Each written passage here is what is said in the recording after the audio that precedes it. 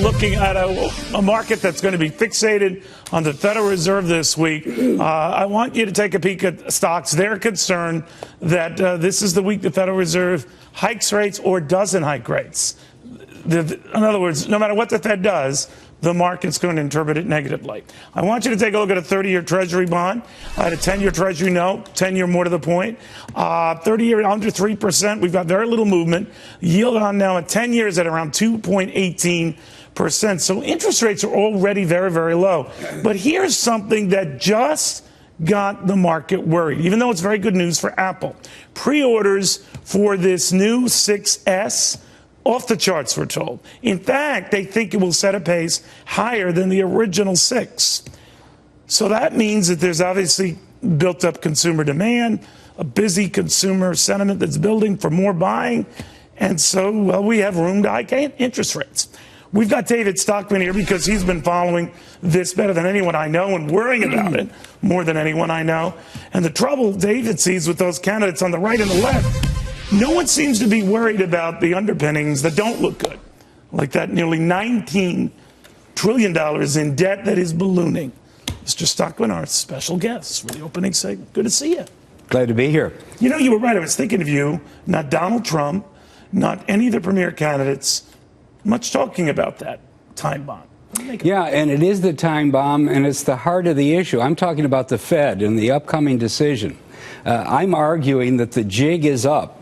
80 months of ZIRP, zero interest rates, is crazy enough.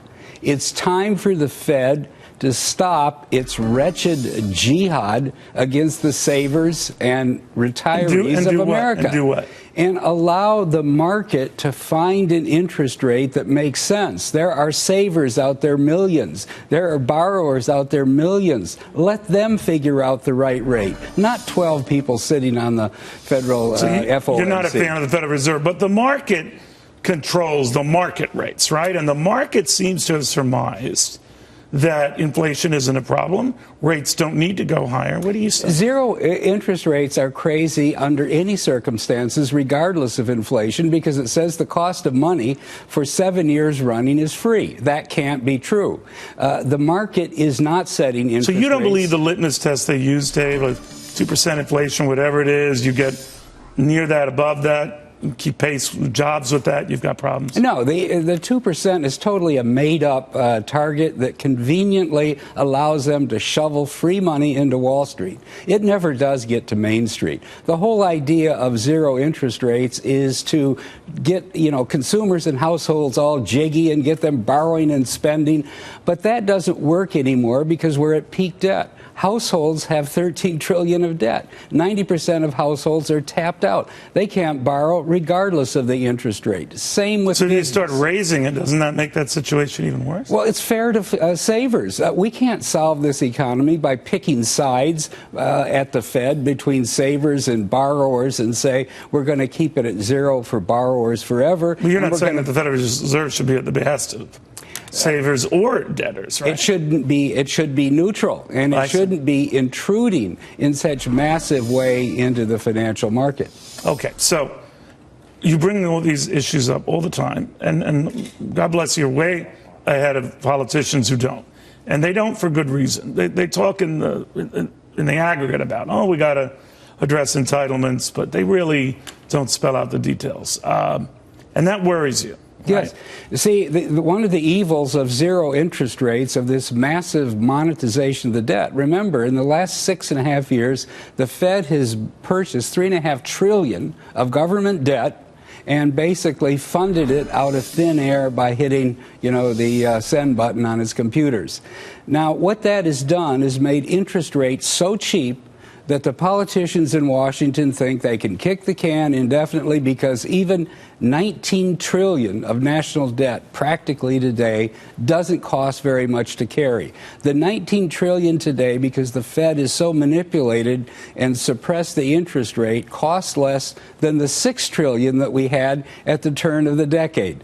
So therefore, what they're doing... Because interest rates are so much lower. Because the interest rates are so much lower. So what they're doing is creating a false financial market a false signal, not only to Wall Street gamblers who borrow money for free and just keep buying and bidding and gambling, but to the gamblers in Washington who think we can just let the entitlements run, not worry about the fact that Social Security is within. But even Donald Trump does that. He's Mr. In Your Face, no unspoken thought. You'd think on this he'd leap and say, my friends, we got a real big old problem here, but he avoids it. Well, actually, the Fed's money printing has been good to Donald Trump over the last 30 years. Why has real estate boomed in New York and throughout the country?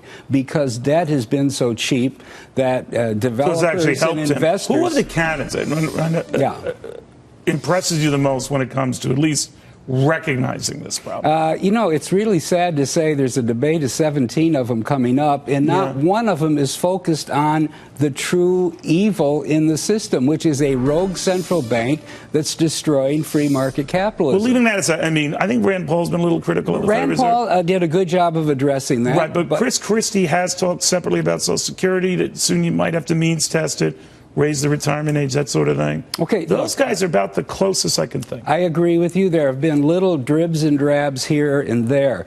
But until you get to the heart of the matter, that we're going bankrupt fiscally, and we have to address that now, not down the road, that interest rates eventually are going to normalize. You can't have free money forever. I hear that a lot, Dave, but what is normalized? I mean, 0% now, what should normalized rates? Well, I mean, historically, interest rates have been from 2 to 4% above the inflation rate.